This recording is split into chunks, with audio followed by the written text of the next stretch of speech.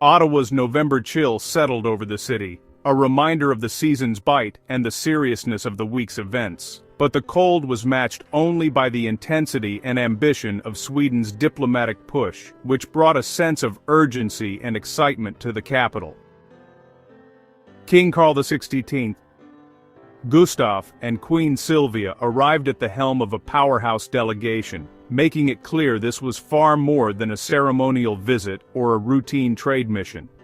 Alongside the royals were Sweden's top defense officials and the CEO of Saab, all converging in Ottawa to pitch a transformative partnership that could reshape both countries' aerospace industries. Their message was bold and clear. Canada shouldn't just buy jets. Sweden was inviting Canada to join them in building the future of aerospace as true collaborators and innovators.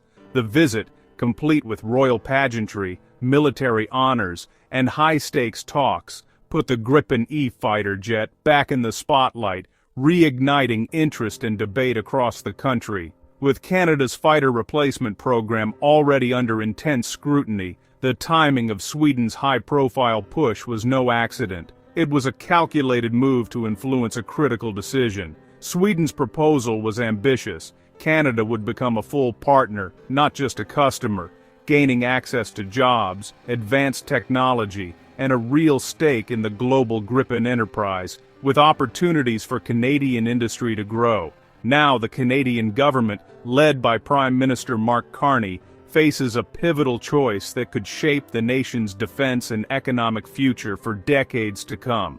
The Swedish gambit has reignited a passionate national debate, turning what many thought was a settled decision into a lively conversation about sovereignty, innovation, and Canada's place in the world.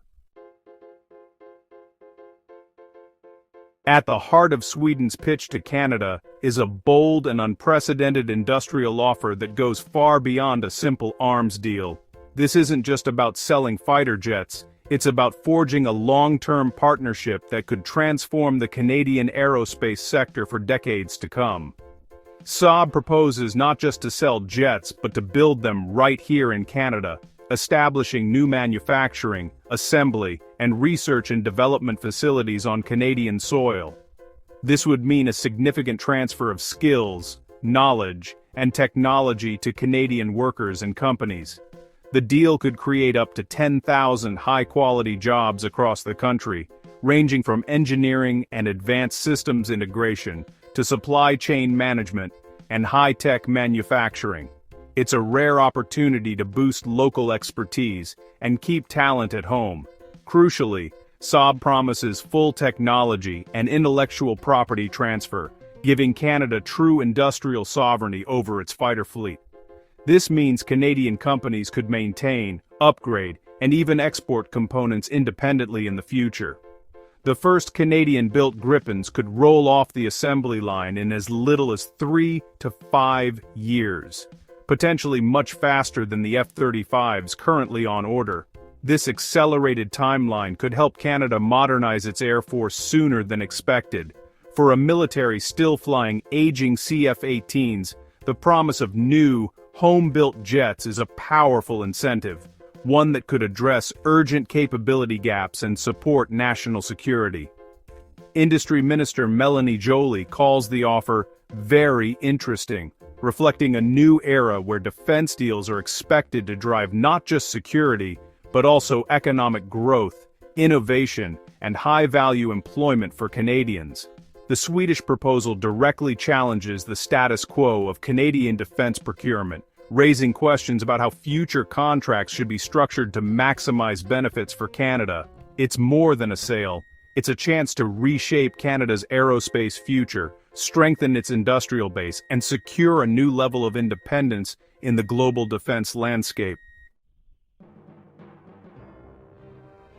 Canada's current plan centers on the American F-35, with 88 jets on order, but only 16 are firmly committed. The rest are under review amid rising costs and doubts about industrial benefits. Canadian firms must compete for F-35 work, with no guarantees, frustrating for a nation seeking real returns. The F-35's delivery as slow full capability won't arrive until 2032 or later, leaving the RCAF reliant on aging Hornets. Saab's faster timeline and guaranteed jobs stand in stark contrast.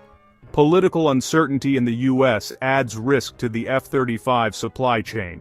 Diversifying with Sweden could give Canada more control and resilience.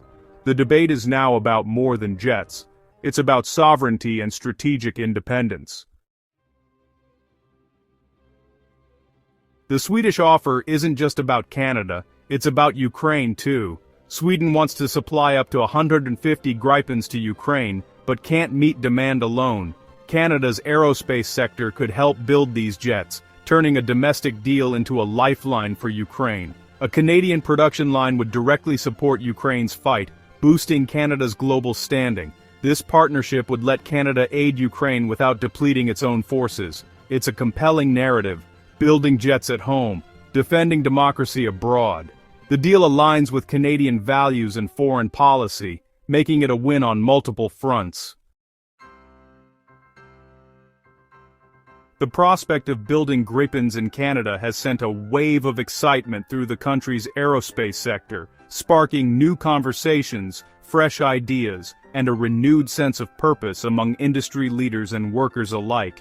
At the heart of this momentum is Bombardier. The Montreal-based giant stands out as the natural anchor for a Canadian Gripen production line, thanks to its extensive experience and its proven partnership with Saab on the GlobalEye surveillance aircraft project.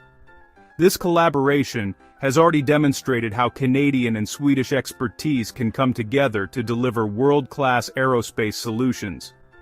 For Bombardier, the opportunity to build Gripens would mean not just thousands of new jobs, but also a significant expansion into the defense sector, opening doors to new markets and technologies, and positioning the company as a leader in military aviation.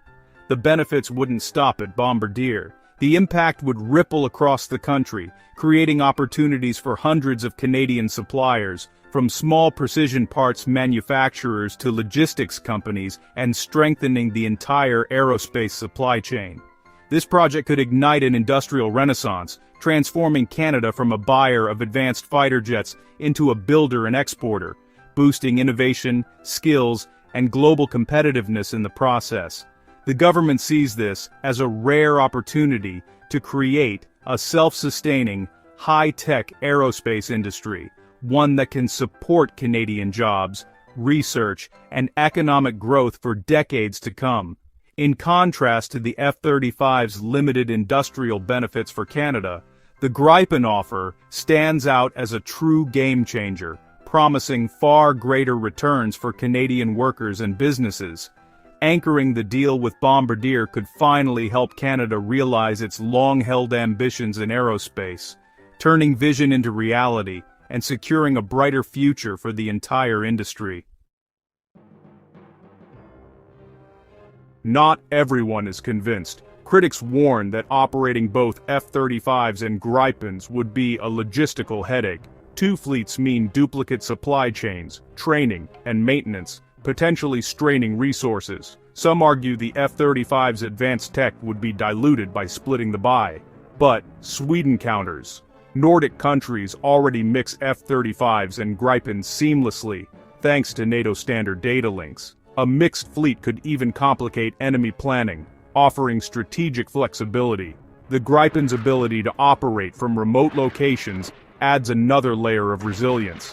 The debate now centers on whether Canada should prioritize simplicity or embrace complexity for greater strategic advantage.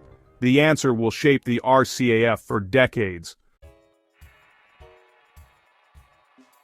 The Swedish offer has forced Canada to rethink its entire approach to air power. The choice: stick with the F-35 and alliance integration, or seize the Gripen's promise of industrial renewal. The Gripen's global momentum is growing, with new deals in Brazil, Thailand, and Colombia. Canada's decision is urgent. Aging CF-18s and slow F-35 deliveries leave little time to spare. Officials are now weighing industrial benefits against logistical concerns. This is more than a procurement, it's a defining moment for Canada's economy, military, and global role. The world is watching as Canada chooses its flight path. Will it double down on the familiar, or chart a bold new course for the future?